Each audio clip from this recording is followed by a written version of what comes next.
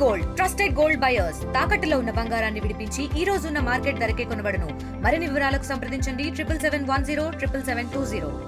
BRS పార్టీకి చెందిన మాజీ ఎమ్మెల్యే గువ్వల బాలరాజు బీఆర్ఎస్ పార్టీకి రాజీనామా చేసిన నేపథ్యంలో రాష్ట్ర వ్యాప్తంగా ఈ అంశమంతా హాట్ టాపిక్గా మారింది. గువ్వల బాలరాజుతో పాటు అదే తరహాలో మరికొంతమంది ఉమ్మడి మహబూబ్నగర్ జిల్లాకు చెందినటువంటి మాజీ బీఆర్ఎస్ ఎమ్మెల్యేలంతా కూడా రాజీనామా చేయబోతున్నారు, బీజేపీ పార్టీలో చేరబోతున్నారు అనేటటువంటి వార్తలు ప్రచారంలో ఉన్నాయి. అందులో భాగంగా నాగర్ కర్నూలు మాజీ ఎమ్మెల్యే మర్రి జనార్దన్ రెడ్డి సైతం గువ్వల తరహాలోనే త్వరలో పార్టీకి రాజీనామా చేసి బీజేపీ పార్టీలో చేరుతున్నాడంటూ సోషల్ మీడియాలో పెద్ద ఎత్తున ప్రచారం జరిగింది. ఈ ప్రచారంలో వాస్తవం ఎంతో తెలుసుకుందాం. మనతో పాటు నాగర్ కర్నూలు మాజీ ఎమ్మెల్యే మర్రి జనార్దన్ రెడ్డి ఉన్నారు. అన్న నమస్తే. ఏంటి అసలు మీ జిల్లాకు చెందిన జిల్లా అధ్యక్షుడిగా పనిచేసినటువంటి వ్యక్తి, మీ పక్క నియోజకవర్గానికి చెందినటువంటి మాజీ ఎమ్మెల్యే గువ్వల బాలరాజు పార్టీ వీడి రిజైన్ చేస్తున్నట్టు కూడా ప్రకటన చేశారు. త్వరలో బీజేపీ పార్టీలోకి వెళ్తున్నారంటూ కూడా మొత్తం ప్రచారం అవుతుంది. అందులో మీరు కూడా బీఆర్ఎస్ పార్టీని వీడబోతున్నారు, బీజేపీ పార్టీలో చేరబోతున్నారు అనేటటువంటి ప్రచారం జోరందుకుంది. ఈ ప్రచారంలో వాస్తవం ఎంత? ఈ ప్రచారం ఎక్కడ జరిగింది? Social media, Facebook.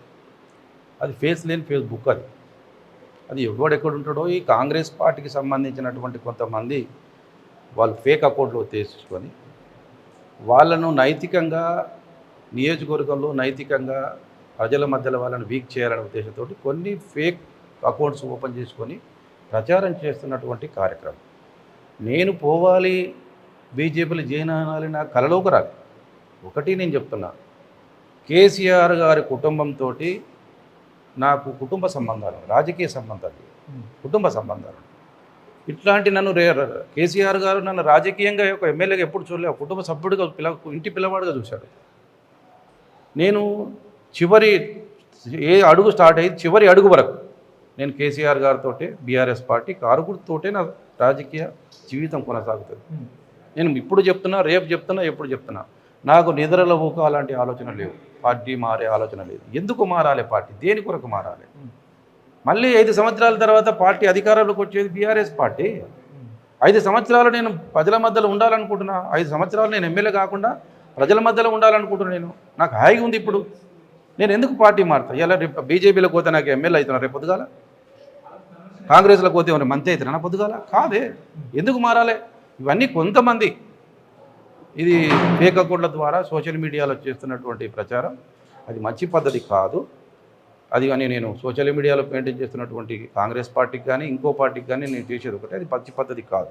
రాజకీయాన్ని రాజకీయంగా ఎదుర్కోవాలి కాదు, కానీ అసత్యంతో వ్యక్తిగతంగా వాళ్ళ మీద పెట్టడం అనేది కరెక్ట్ పద్ధతి కాదని నేను చెప్పడం జరుగుతుంది. అందులో గువ్వల బాలరాజు గారు ఎందుకు పార్టీ పెడుతున్నారో వారికే తెలియదు, నాకు తెలియదు. కానీ పార్టీ ఆదేశం మేరకు నేను పోయి వారిని బుజ్జగించే ప్రయత్నంలో వారికి కలవడం జరిగింది. వారు ఆల్రెడీ నేను నిర్ణయం తీసుకున్నాను, ఉండట్లేదు, నాకు అవమానాలు జరిగినాయి అని చెప్పడం జరుగుతుంది. పార్టీ 10-12 సంవత్సరాల పార్టీలో ఉండి, విప్పుగా ఉండి, ఎమ్మెల్యేగా ఉండి ఇలా పార్టీ నాకు అవమానాలు జరిగినామంటే ఇది రాజకీయంగా అతను నిర్ణయం తీసుకొని వేరే పార్టీలో పోవాలనుకున్నప్పుడు ప్రతి ఒక్క వ్యక్తి చెప్పే మాటలేవి. దాన్ని ఆ మాటల కొద్దిగా మనం పెద్దగా పట్టించుకోవాల్సిన అవసరం లేదుగా నేను భావిస్తున్నాను. అంటే ఎప్పుడు కలిసారు గువ్వల బాలరాజు గారు? నేను మధ్యాహ్నం 2 గంటలకు కలిసిన, నాతో గంట సేపు మాట్లాడారు, అన్ని విషయాలు చెప్పిన. రాజకీయంగా మీరు ఉనికి కోల్పోతున్నారు బాలరాజు గారు, నా మాట వినండి. మీరు బీజేపీలోకి పోతారా, ఇంకో పార్టీలోకి పోతారా, ఈ టైంలో నువ్వు పార్టీ మారడం కరెక్ట్ కాదు. ఇప్పుడు కార్యకర్తలు లోకల్ బాడీ ఎన్నికలు ఉన్నాయి, కార్యకర్తలకు మీరు అండగా ఉండి లోకల్ బాడీ ఎన్నికల్లో గెలిపించుకోవాలి. ఇలా నీ గెలుపు కొరకు చాలామంది కార్యకర్తలు నమ్ముకొని పనిచేసారు. ఇప్పుడు లోకల్ బాడీ ఎన్నికలు వస్తున్నామంటే తప్పించుకొని వెళ్ళిపోవడం పద్ధతి కాదని చెప్పిన, కానీ వారు కన్విన్స్ కాలేదు. నేను లేదని నేను నిర్ణయం తీసుకున్నానని చెప్పారు. వారి నిర్ణయానికి మనం బాధ్యత అయితే చెప్పడం చెప్పిన తర్వాత ఒక పార్టీకి నన్ను పంపించిన జరిగిన విషయాలు, బాలరాజు గారు చెప్పిన విషయాలని నేను కేటీఆర్ గారు చెప్పడం జరిగింది. సరిగ్గా వారి ఇష్టం, మనం కేటీఆర్ గారికి స్వయంగా ఫోన్లో మాట్లాడాడు, కానీ వారు రాజీనామా చేసి వెళ్ళిపోయారు. కాబట్టి అది ముగిసిన అధ్యాయంగా నేను భావిస్తాను. అంటే ఎందుకు ఆర్ఎస్ ప్రవీణ్ కుమార్ వచ్చిన తర్వాత ఈయన కొంత ప్రియారిటీ తగ్గిందంటూ కూడా కొంత వారి అనుచరుల్లో చర్చ జరిగింది. అటువంటి అంశం ఏమైనా మీతో? ఒకటే నేను చెప్పగలను, ఆర్ఎస్ ప్రవీణ్ కుమార్ వచ్చినా, మరి జనార్దన్ వచ్చినా, ఇంకొకరు వచ్చినా, ఇంకొకరు పోయినా, ఇది పార్టీ నిర్ణయాలు, అధిష్టానం తీసుకున్న నిర్ణయాలను కట్టుబడి ఉండడానికే మనం కండో కప్పుకున్నాం. సరే, వారికి ఎమ్మెల్యే సీటు వచ్చింది, వారు ఓడిపోయారు. ఇక్కడ ఎంపీ గెలవాలని చెప్పి ఆర్ఎస్ ప్రవీణ్ కుమార్ తీసుకొచ్చారు. వారు ఆశించిన మాట వాస్తవం ఉండొచ్చు, వారి అధిష్టానం ఇవ్వకపోయి ఉండొచ్చు. అయిపోయింది, ఆల్రెడీ 2 సంవత్సరాలు అయింది ఎన్నికలు అయిపోయి. ఇప్పుడు దాని గురించి ఎందుకు మాట్లాడు?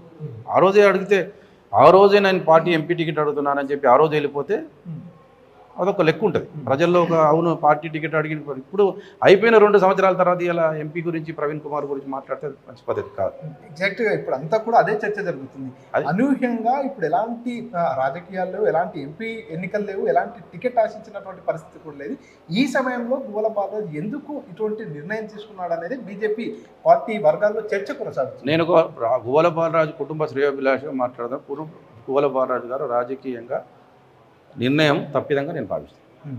తీసుకున్న నిర్ణయం నేను కాదు, ఆయన శ్రేయోభిలాషులైనా కానీ ఆయనకు తెలిసిన వర్దిగా అందరూ ప్రతి ఒక్కరు ఇలా క్యాడరుగా మీరు తీసుకున్న నిర్ణయం తప్పని క్యాడర్ వ్యతిరేకిస్తుంది. మరి ఆయన తీసుకున్న నిర్ణయం అలాంటిది ఎందుకొరకు తీసుకున్నారో వారికే తెలియాలి, మాకే తెలియదు. సో గువ్వల బాలరాజు తన అనుచరుతో మాట్లాడినటువంటి ఒక కాల్ రికార్డింగ్ అంతా కూడా సోషల్ మీడియాలో వైరల్ అవుతుంది. ఏదైతే కల్వకుంట్ల కవిత చేసినటువంటి అలిగేషన్ ఏదైతే ఉందో బీజేపీ పార్టీలో బీఆర్ఎస్ విలీనం కాబోతుందని గువ్వల బాలరాజు కూడా అదే లైన్ తీసుకున్నాడు. కార్యకర్తలతో అదే లైన్లో బీజేపీ పార్టీలో బీఆర్ఎస్ విలీనం అయ్యే అవకాశాలు ఉన్నాయి. ఇది గువ్వల బాలరాజు పార్టీ కాదు, నా పార్టీ కాదు, కేసీఆర్ గారి పార్టీ. గువ్వల బాలరాజు బీజేపీలో విలీనం అయిందని చెప్తే విలీనం అయిపోతుందా? అది కేసీఆర్ గారు చెప్పాలి. ఎందుకు చెప్తాను ఇంత గట్టిగా అంటే తెలంగాణ రాష్ట్రం ఇస్తే మేము సోనియా గాంధీ గారికి చెప్పి మేము అప్పుడు కలుపుతాం, అప్పుడే కలపలేదు. ఇప్పుడు ఎందుకు బీజేపీలో కలుపుతాం? ఏం అవసరం ఉంది మాకు? ఏమంత అవసరం ఉంది? పార్టీని కలపాల్సిన అవసరం ఉంది. 60 లక్షల మంది సభ్యత్వం కలిగినటువంటి పార్టీ, 32 జిల్లాలో 33 జిల్లాలో పార్టీ ఆఫీసులు కలిగినటువంటి పార్టీ, ఇలా రాష్ట్రంలో దేశంలో మంచి క్యాడర్ ఉన్నటువంటి పార్టీ, నాయకత్వ లక్షణాలు కలిగినటువంటి పార్టీ, ఎంతోమంది జడ్పీ చైర్మన్లు, జడ్పీటీసీలు, సర్పంచులు, సింగిల్ విండో డైరెక్టర్లు, మాజీ ఎమ్మెల్యేలు, మాజీ మంత్రులు, 30-40 సంవత్సరాలు కలిగిన రాజకీయ అనుభవం కలిగిన నాయకులను పెట్టుకొని ఒక పార్టీలో కలపాల్సిన అవసరం కేసీఆర్ గారికి ఏముంది చెప్పండి? ఇది ఊహాగణాలు మాత్రమే, ఇది ఊహాగణాలు మాత్రమే. ఏ పార్టీలో టీఆర్ఎస్ పార్టీ బీఆర్ఎస్ పార్టీ కలవదు. డైరెక్ట్గా సింగిల్గా కొట్లాడతాం, సింగిల్గానే మళ్ళీ అధికారంలోకి వచ్చేదానికి ప్రయత్నం చేస్తున్నాం. అంటే ఈ మధ్య కాలంలో అధికారం కోల్పోయిన తర్వాత వరుసగా కాళేశ్వరం కేసు కావచ్చు, రకరకాల కేసులన్నీ కూడా బీఆర్ఎస్ నాయకులపై అలిగేషన్స్, ఆరోపణలు, నోటీసులు ఇవన్నీ కూడా జరుగుతున్నటువంటి నేపథ్యంలోనే మాజీ ఎమ్మెల్యేలు గువ్వల బాలరాజు కావచ్చు, మిగతా వారంతా కూడా కొంత ఆందోళన చెందే పార్టీ మారుతున్నారు. సార్ ఇది ఉద్యమం నుంచి పుట్టినటువంటి పార్టీ. కేసులు కొత్త కాదు కేసీఆర్ గారు, కేసులు కొత్త కాదు. ఇది సమస్య అనేది వస్తుంటాయి. సమస్యను ఎదుర్కోగలిగితేనే నాయకుడు అవుతాడు. అరెస్ట్ అవుతారనో పార్టీ మారి ఇంకోటి అవుతుందనో పార్టీ మారితే అది నాయకుడు కాలేడు. రియల్గా నాయకుడు ఎదగాలంటే ప్రతిపక్షమే సరైన మార్గం. ఇప్పుడు బీఆర్ఎస్లో ఉన్నటువంటి కొంతమంది అరెస్ట్ చేస్తారంటే ఇలా జగన్మోహన్ రెడ్డి వారికి సంబంధించిన వాళ్ళు ఎంతమంది అరెస్ట్ చేస్తలేదు? మరి వాళ్ళందరూ పార్టీ మారుతారా? నువ్వు జైలుకు పో, పార్టీ కొరకు జైలుకు పో, ప్రజల కొరకు జైలుకు పో, నువ్వు రా, ప్రజల్లో నీవు నీ స్వచ్ఛతను నిజాయితీని ప్రూఫ్ చేసుకోవడానికి ప్రయత్నం. ఎవరు అరెస్ట్ చేస్తారని ఎవరు కేసులు పెడతారని పార్టీలు మారితే ఇంకా పార్టీలు ఎందుకండి? రోజుకో పార్టీ మారు, నాయకుడు ఎక్కడైతారండి? కరెక్ట్ కాదు. అది కొన్ని మీడియాలు, ఒక పార్టీకి సంబంధం ఉన్నటువంటి అనుబంధంగా పనిచేస్తున్న కొన్ని మీడియాలు ఇలా రాస్తున్నటువంటి ఇలా కాళేశ్వరం రిపోర్ట్ వచ్చింది. రిపోర్ట్ రాకముందే కొన్ని మీడియాలు రాసిన వెంటనే దాని అర్థం ఏంటి? ఎవరిచ్చారు? మరి ముఖ్యమంత్రి గారు బయట పెట్టలేదు. సీల్ రిపోర్ట్లో కవర్ సీల్లో వచ్చింది. మరి సీల్ కవర్లో వచ్చినటువంటి రిపోర్ట్ ఎట్లా బయటకు వచ్చింది? మీడియాలో ఏ విధంగా బయటకు వచ్చింది? అంటే ఆ కొన్ని మీడియాలు అత్యుత్సాహంతో రాస్తున్నటువంటి కాదు. ముఖ్యమంత్రి గారికి కాళేశ్వరం ప్రాజెక్టు కట్టింది ఎవరాయ అంటే తెలంగాణ రాష్ట్రం తెచ్చింది ఎవరాయ అంటే కేసీఆర్. కాళేశ్వరం ప్రాజెక్టు రూపకల్పన చేసిందే కట్టించింది ఎవరాయ అంటే కేసీఆర్ గారి ప్రభుత్వంలో జరిగింది. కట్టించింది ఏఈలు, డిఈలు, ఎస్ఈలు, సిఈలు, చీఫ్ ఇంజనీర్లు, వాళ్ళు కడతారు. ఈయన ఇక్కడ కూర్చొని మేస్త్రి పని చేయలేదు కదా కేసీఆర్ గారు. వాళ్ళు చూసుకుంటారు. వాళ్ళు ఎంతవరకు క్యాబినెట్లో డిసిషన్ తీసుకొని కాళేశ్వరం కట్టాలని నిర్ణయం తీసుకొని అన్ని రిపోర్ట్లు తీసుకొని కాళేశ్వరం కట్టారు. కాళేశ్వరం కట్టింది కర్త కర్మ క్రియ అన్నీ కేసీఆర్ అయితే మరి వీళ్ళందరి అధికారులు ఇక్కడ పోయారు. సో ఫైనల్గా ఏదైతే నిన్న మొన్న కొన్ని రోజుల క్రితము బీజేపీ రాష్ట్ర అధ్యక్షుడు అయిన తర్వాత రామచంద్రరావు గారు ఈ జిల్లాలో పర్యటించారు. రామచంద్రరావు గారి పర్యటన అనంతరమే అచ్చంపేట మాజీ ఎమ్మెల్యే గువ్వల బాలరాజు పార్టీలో చేరుతున్నాడు అనేటటువంటి విషయం. అదేవిధంగా మీ జిల్లాకు సంబంధించినటువంటి కొంతమంది మాజీ ఎమ్మెల్యేలు, మీ పేరు కావచ్చు, కల్వకుర్తికి సంబంధించినటువంటి మాజీ ఎమ్మెల్యే కావచ్చు, మీ అందరి పేర్లు ప్రస్తావనలోకి వచ్చాయంటే మీతో ఏమన్నా టచ్లోకి వచ్చారా బీజేపీ నాయకులు? మీతో కావచ్చు. నేను మీకు ఇప్పుడే చెప్పిన, నా చివరి అడుగు, నా చివరి శ్వాస ఉన్నంత వరకు నేను బీఆర్ఎస్ పార్టీ కేసీఆర్ గారి సైన్యమే. నాకు వేరే పార్టీలు అనేది నాకు దగ్గర ఎవరు రారు, నాకు అసలు ఫస్ట్ ఆఫ్ ఆల్ చేయరు. మరి జనార్దన్ అంటే కేసీఆర్ కుటుంబానికి సన్నిహిత సంబంధాలు ఉన్నాయని చెప్పి నా దగ్గర రావడానికి కాదు, నా దగ్గర మాట్లాడడానికి వేరే పార్టీ వాళ్ళు నాకు ఫోన్కు చేయరు, నేను వాళ్ళకు ఫోన్ చేయను. అది జరగని పని దాని గురించి నేను చెప్పాను కదా ఇప్పుడే. ఇంతకన్నా క్లారిటీకి ఎవరు ఇచ్చింది? ఇంతకన్నా క్లారిటీ నా చివరి శ్వాస వరకు చివరి అడుగు బీఆర్ఎస్తోనే కేసీఆర్ గారు కేటీఆర్ గారి నాయకత్వంలో నా అడుగు పడుతుంది తప్ప వేరే పార్టీలో నా అడుగు పడదు. నాకు అవసరం లేదు. నేను పూర్తి రాజకీయాలు చేయడానికి నేను ఇక్కడ రాలే. ఈ జిల్లాలో కొన్ని మంచి పనులు చేయాలి కందనూలు కానీ వచ్చిన ప్రజలు రెండు సార్లు అవకాశం ఇచ్చారు, మరి వద్దనుకున్నారు. మళ్ళీ నెక్స్ట్ టైం అవకాశం ఇస్తే గెలిపిస్తే మళ్ళీ చేస్తాను. అప్పుడు మళ్ళీ గెలిచిన తర్వాత ఏం చేయాలో నేను మళ్ళీ ఎప్పుడు ప్రజలకు చెప్తా, అప్పుడు ఆలోచిస్తా. కానీ నాకు పార్టీలు మారే ఆలోచన, పార్టీలు చేసే ఆలోచన ఈ కొంతమంది ఫేక్ అకౌంట్లు సృష్టించుకొని కాంగ్రెస్ పార్టీని ప్రచారం చేస్తున్నటువంటి, కాంగ్రెస్ పార్టీ తరఫున ప్రచారం చేస్తున్నటువంటి దాన్ని మీ మీడియా మిత్రులు నమ్మి మమ్మల్ని సంజాయిషి అడగడం అది మీకు మంచిది కాదు, మాకు మంచిది.